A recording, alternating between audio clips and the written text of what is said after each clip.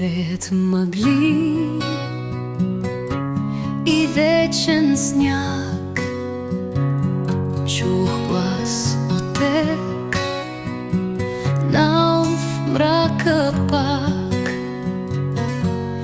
Вятър шепне стари тайни, душата трепва, спира, знай ми. Гласът на планината ме зове през векове, през време и небе, към древен храм, където чакат в мрак духовете, съдбоносен знак. Крачка след крачка в снегът светлина, пътят ме води без да знам къде ще спра.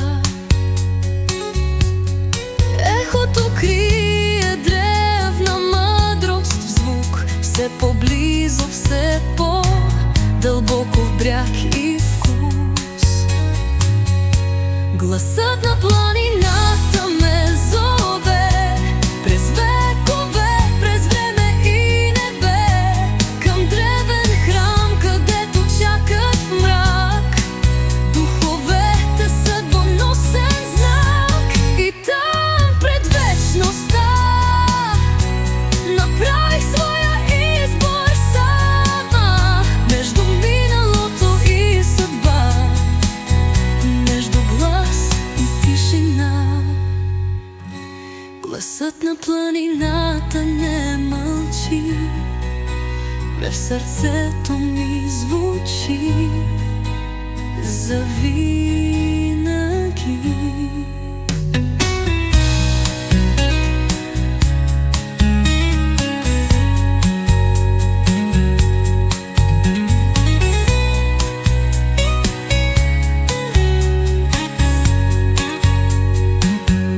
Гласът на планината не мълчи, в сърцето ми звучи завинаги.